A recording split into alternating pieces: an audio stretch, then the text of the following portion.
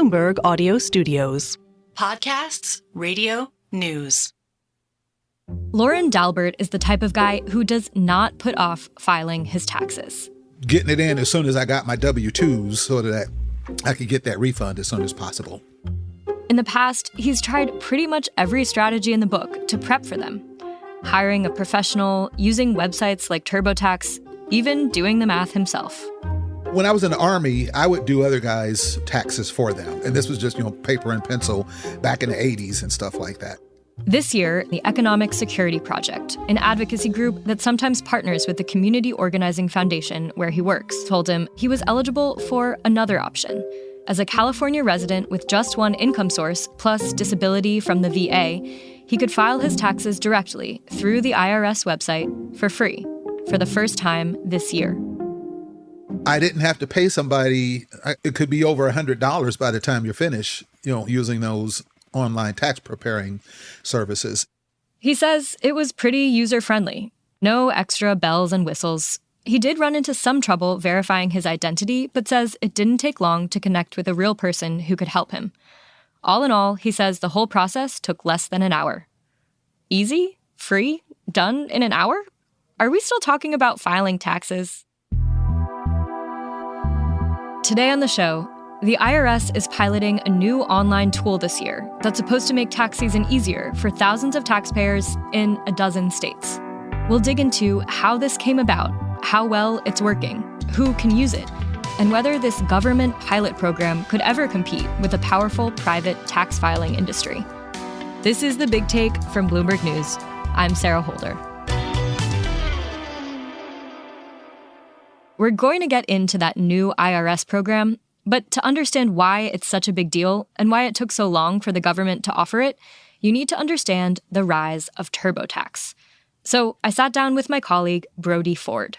I write about the tech industry here, especially software companies that we don't often think about, but end up running much of our life, like in this case, taxes. So it's April. Many Americans have just filed their taxes or will have to in the next week or so. How did it become so complicated for Americans to file their taxes? Since the dawn of time, it's been hard to do your taxes. Everyone's been mad at it. The IRS estimates that last year, people spent an average of $150 and 9 hours doing their taxes. It's a funny way we do it in the U.S., right? We have to write what we think we owe the government and send it to them, and then they say yes or no. They have that information somewhere, right? The thought being that especially if you just have W-2 income, this is a very simple calculation on how much money you owe. They can just spit out that number. And nearly half of the country's taxpayers file using a do-it-yourself site like TurboTax.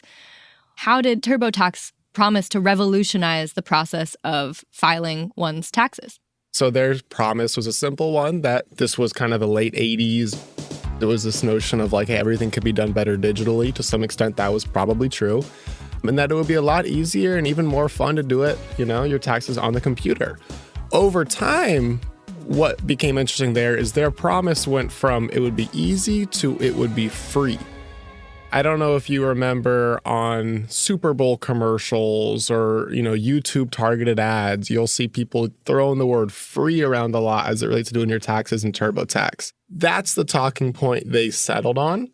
And that is what became so contentious because it's only if you have simple taxes, think about just W-2 income, not too many assets, you probably didn't sell any stock, is it that it's available for free. What's it like to use TurboTax? Can you walk us through? You open up the site, You start putting in your information.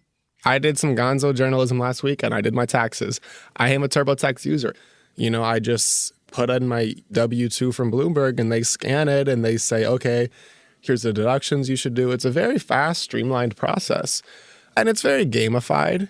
Think about if you've shopped on Temu or scrolled on TikTok with all these little counters going congrats, you're finishing your taxes so quickly. You did such a good job. What's funky about it is they just try to upsell you like crazy, right? There are many, many screens that will say things like, wait a second, do you want a second pair of eyes on this? Do you want an expert to take a look? Did you do this in the year? Oh, do you want audit protection? Right? These things that You don't even know to want that until they suggest that. I'm like, dog, do I need audit protection, right? Like you have this sense of, wait a second, I probably need this thing. That's a way that you end up paying when maybe you actually didn't have to. This all raises a question. How did we end up in a situation where the government knows what you owe, but you might have to use a service like TurboTax to figure it out?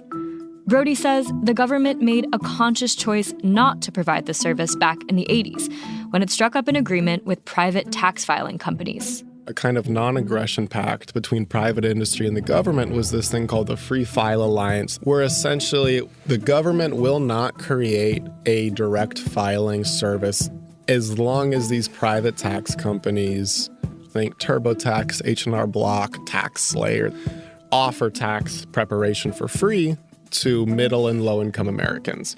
And they agreed that if you are below this certain income threshold, you can get your taxes for free. At the time, it was maybe $70,000, like a relatively kind of middle-of-the-road income. So a lot of people were included in this. Makes sense. Fair enough that, okay, you can have a functional monopoly in this as long as you use the profits you get from the higher income earners to subsidize the system for free for the middle and low income. Lo and behold, only about 4% of people ended up using the free service. And you can debate why that is. The companies will say because, they ended up wanting some of the more bells and whistles on the paid version. What a horde of regulators will say is because you designed the product in a way that funneled people away from the free version to the paid version, right? And regulators would say that they would do things that really do not pass the smell test, like taking out advertisements that if you Google free taxes, the first result would be the paid version rather than the actual free version you're looking for. Comedian Hassan Minhaj has a whole episode about this, of just trying to get the actual free version of TurboTax, but it's just felt nearly impossible. And boom, we hit a paywall. We reached out to Intuit, the company that owns TurboTax. In response to the allegations of upselling, they told us, quote, IRS Direct File is a solution in search of a non-existent problem. Today, 100% of Americans, regardless of income level or how complex their taxes are, can file their federal and state taxes completely free of charge. We are proud that over the last decade, we've helped more than 124 million Americans file their taxes completely free of charge. I think it's a very interesting talking point they use, that essentially taxes are already free through our service, which is only true if you didn't have certain complicated situations like unemployment income, right? Student loan payments, owning a home, these very common situations that make it that taxes are not free. And so they're saying tax preparation is free. We're offering a better service for people that have these complicated needs. I think in a broader sense, too, they just use that kind of classic talking point of government is inefficient. Right. Government isn't going to be able to build this well. We've spent X number of years building this software that people, by and large, do find pretty streamlined and easy to use. The government's going to end up spending all this taxpayer money to build something that already exists. They're a prolific lobbyer. They've spent almost $50 million over the last 2.5 decades. Critics of that lobbying include Senator Elizabeth Warren, who, in a statement to Bloomberg earlier this year, called Intuit's actions an effort to, quote, try and stop free online tax filing because they're terrified that the billions in profits they make by scamming taxpayers are at risk. In response, an Intuit spokesperson told Bloomberg that the IRS e-filing tool will, quote, cost taxpayers billions of dollars for something already free of charge and with potentially disastrous effects on the finances of millions of Americans. It's worth noting, last spring, the IRS estimated that the pilot would cost between around $64 and $250 million, depending on how many taxpayers use it. At the end of the day, whether it's due to lobbying or a lack of political will to fund an IRS e-filing effort sooner, it's taken a really long time to get any kind of alternative up and running. There was a conversation 20 years ago about whether the government should build what is effectively a TurboTax competitor. And now, 25 years later, we are just starting to do that. So that brings us to today and this new pilot program. How the government finally launched this free filing tool and how it's going after the break.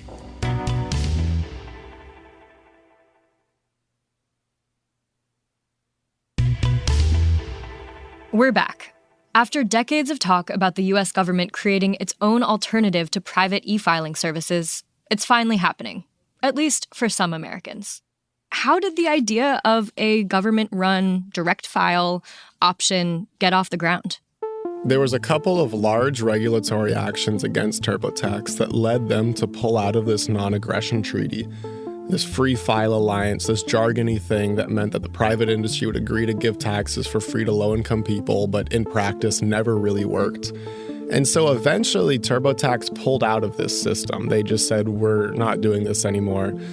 Same for H&R Block. And these were really the anchors of that system. So the collapse of this is really what led the government to say, hey, this program is not working. We have some fresh funding from Congress towards the IRS. Remember the Inflation Reduction Act? There was a large number of funds that went there.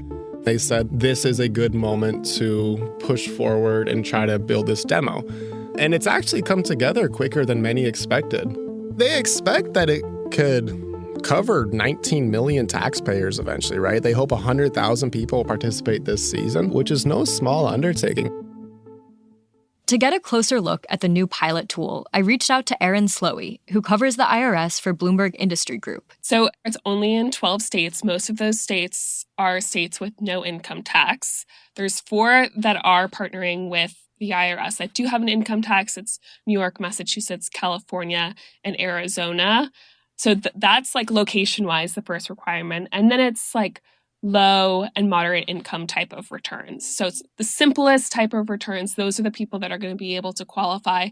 And the IRS did that on purpose because it is in its pilot phase. So they just want to test it out to see if this is really going to work for people. So Erin, how does it work? So they actually did a demo with some reporters, and I was really surprised about how, like, the clean layout, the way that it looked. You go on and they actually first vet to see if your situation qualifies before you even get started to use the pilot. And then after that, you have to do a verification process. And then after that is when you could start your direct file return. And I've heard it has taken as short as 15 minutes to file your returns through direct file. Wow. So yes, it is a lot shorter than the average. Granted, that was one person filing a return. I think depending on how prepared you are with your paperwork, it will just vary. But so far, the IRS has said they've had a lot of success with direct file.